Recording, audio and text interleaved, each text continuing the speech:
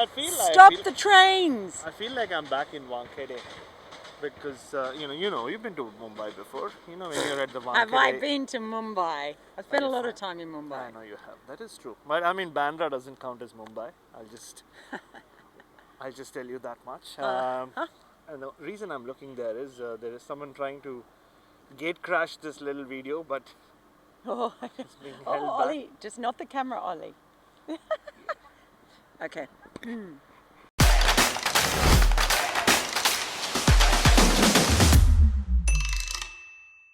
Hello everyone and welcome to the Netty Professors. I'm here with Bharat Sundaresan for Sporting News Australia.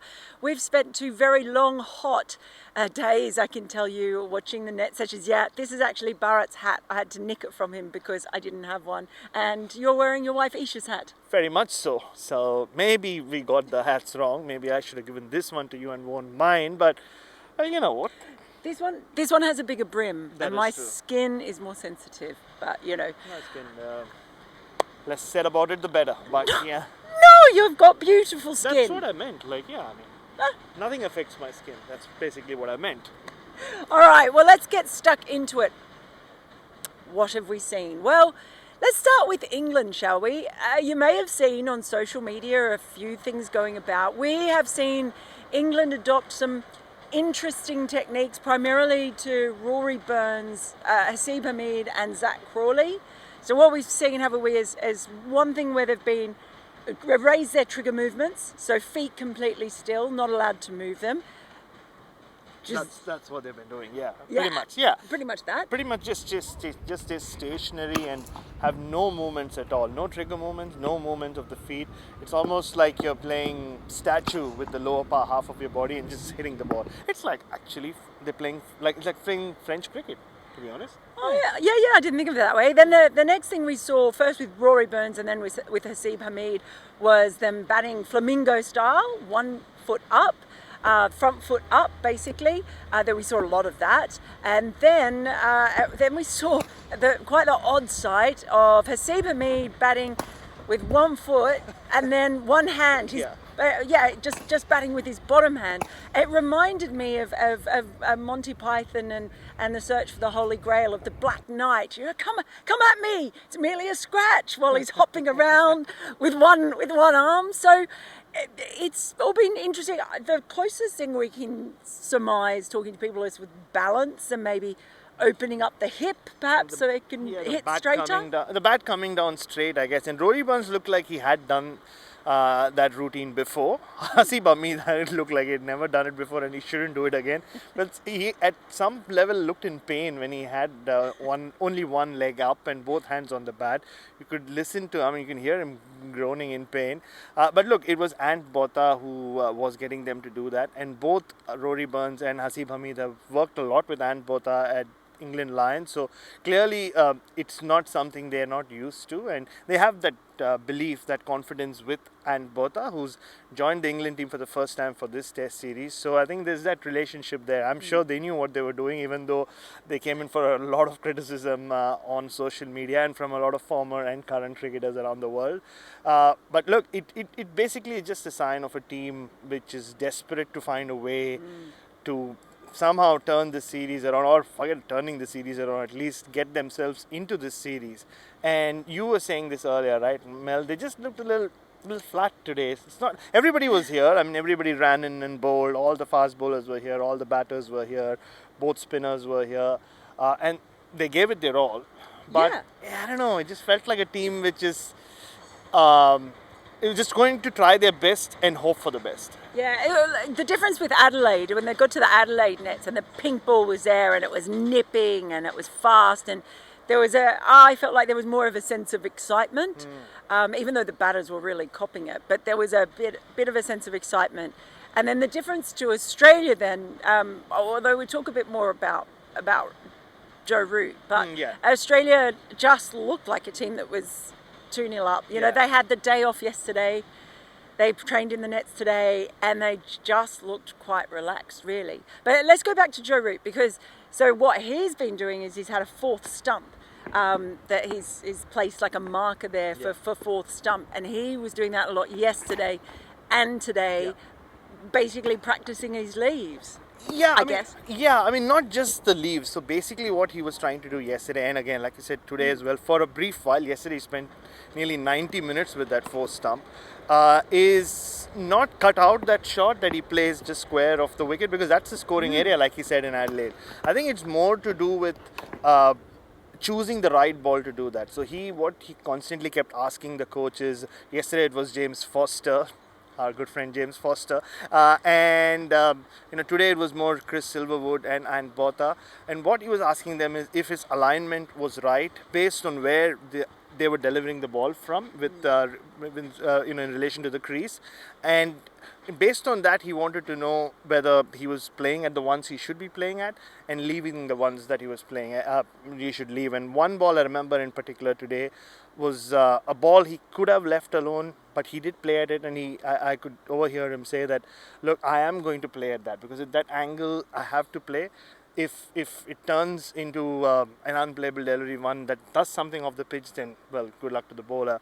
Apart from that, I think he's just trying to get his head around it, because 4 times he's been out like that, and it doesn't mean that he hasn't scored runs. He's come close to 100 twice already on this tour, and it's just that he wants to be slightly more selective, make good decisions, like he said a few times during this tour, with which ones he picks to play and which ones he leaves. We are not going to see a Sachin Tendulkar 241 in Sydney where he's going to cut out that shot that he plays square of the wicket, like Sachin Tendulkar cut out the cover drive.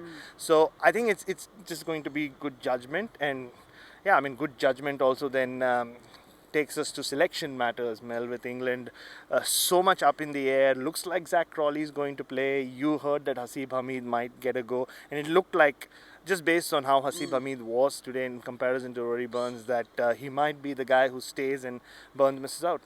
And also the other one, of course, that has been hinted at a lot is Johnny Bairstow coming in for Ollie Pope, who again looked like someone who probably shouldn't be playing. He's had a pretty tough time. I think at one point, didn't he get bowled 2 balls in a row by Dom Bess? He didn't look particularly happy. And then a while later, he was batting in the adjoining net, and young net bowler clean bowled him as well, and his shoulders just sagged. He just looked down on life. I just hope someone puts an arm around him. There's such massive talent there with Ollie Pope. They've invested a lot in him. These are conditions we thought he would struggle in, and so far he has struggled in them against the Pacers and Nathan Lyon, and today was a day to forget for him in the nets. But Johnny Bairstow, with all his experience, coming into the side like we expect him to. It's a good sign, I guess. He's looked good in the net so far. I guess he always looks good in the nets, doesn't he, Johnny Bairstow? He does. He's got that presence about him. I mean, I think Ollie Pope can do with a break. It's been a long day for both Mel and I, but I think Ollie Brake could do with a Pope myself. Maybe. But we're seeing all that. The bowling is still a bit mysterious as to who they might go with in the end. But yeah, I mean, the only thing I noticed today was John Lewis put those 2 yellow markers, and he tried that yesterday, but yesterday you had only Robinson and Overton here, but today you had the whole group, Mark Wood, Stuart Broad, Jimmy Anderson, and he was getting them to bowl within those 2 markers. I think that's the 6 to 8 meter length that they talk about a lot in Australia, and he stood as an umpire and he kept monitoring it. I don't know if all the bowlers were comfortable with that. Mel, Stuart Broad had a couple of conversations with John Lewis, so we'll get to see if Broad is playing, if that's the length he's comfortable bowling.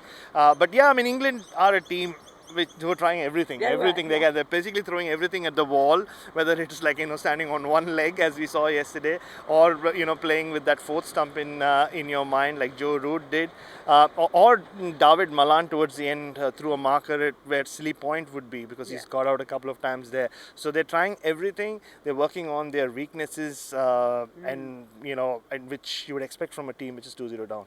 Yeah, now Australia, as we said, Ollie is straining. Yeah, we need to cut short the video. Maybe. Ollie's going to come and attack us.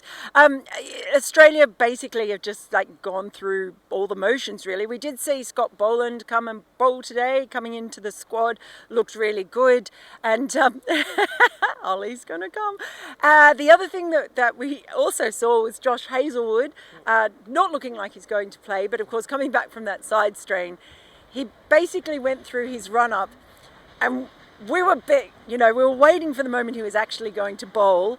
But 49 times, 49, we counted, 49 times he went through his run up and didn't bowl a ball. So how sad are we? We spend our time in the best fashion possible, right? Like we really value our time, which is why we not only saw him attempt bowling 49 times, we also recorded each one of those attempts. So, and we also, let's just spell it out, Mel, we had a wager going on which ball it would be where he actually lets go of the ball. I picked 26, she picked 25. After 49 attempts, he never released the ball, so we both lost, I guess, in more ways than one. Yes, that is how sad we are, but that's okay because we want to share our sadness with you. So that's it from us. On Boxing Day Eve, Christmas Eve. Is it Christmas Eve? It's Christmas Eve. Merry Christmas. Yeah. Well, no, we can't say that yet because tomorrow is Christmas, and you know what we're going to be doing at 9 o'clock in the morning? We're going to be down here watching the Nets, just in case something happens. But until then, enjoy your Christmas Eve if you're celebrating it.